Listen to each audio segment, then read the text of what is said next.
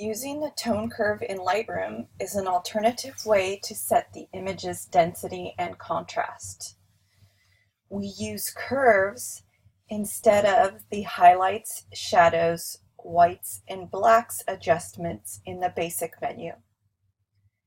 Density is how light or dark the image is, while contrast is the value difference between the light or dark areas of the image.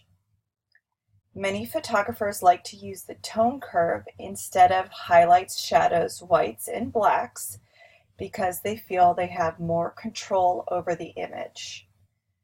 To use the tone curve, be sure you are in the Develop module of Lightroom. In the right panel, locate the tone curve menu and open it by clicking the triangle downward. There are 3 different ways to use the tone curve. Let's look at each method one at a time. The first method is to modify the actual curve. Click on the middle of the curve. Pull up to make the image brighter. Pull down to make the image darker. This midpoint is setting the image's overall density or lightness and darkness. After setting the density, let's work on contrast. Click another point halfway between your first midpoint and the very top of the curve. Pull the curve up, then pull the curve down to see how this area modifies the highlights of the image. Pulling the curve up here makes the lighter areas of the image brighter or whiter. Pulling down makes the areas darker. Try to find an edit that looks right for the image and maintains detail in the highlight areas. Finally, make one last point between the middle of the curve and the bottom of the curve. This area will control the shadows of the image. Pulling up will make shadow areas brighter or lighter. Pulling down will make the shadow areas darker or blacker. Try to find an edit that looks right for the image and maintains detail in the shadow areas. You can see the before and after version of your edit by clicking the little box switch to the far left of the word tone curve. Let's look at another method.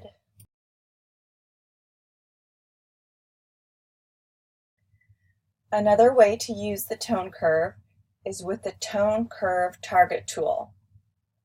Try this method on a different image or reset your current image. Click on the Target tool in the upper left-hand corner of the Tone Curve box. Once you have clicked on the Target tool, it will allow you to bring the target into the image. Locate any area of the image you want to modify and hover your cursor over the area. Click and pull down to make that area darker, or click and pull up to make the area lighter. You can do this all over the image. As you adjust different areas of the image, notice the tone curve box shows the area of the curve you are currently adjusting. Again, you can see the before and after versions of your edit by clicking the little box switch to the far left of the word tone curve. When you are done, click back on the target tool to put it away. Let's look at the last method. Again, try this last method on a different image or reset your current image. The final method will be the most familiar, as it is very similar to using the highlights, shadows, whites, and black sliders in the basic menu. Here, we will use highlights, lights, darks, and shadows.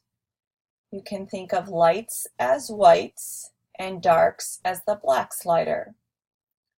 Modify highlights and shadows for density and lights and darks for contrast.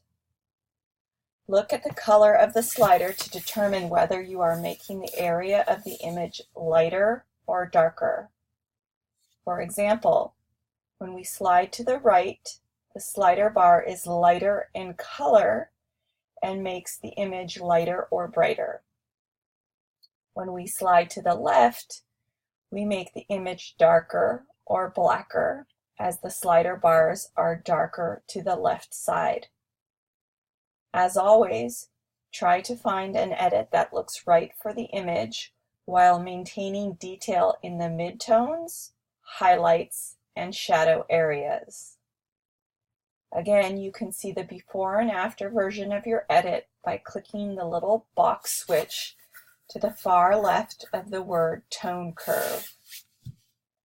Try editing your current project images using all 3 Tone Curve methods. See which method you find most successful. Remember to use the Tone Curve instead of the highlights, shadows, whites, blacks edits in the basic menu.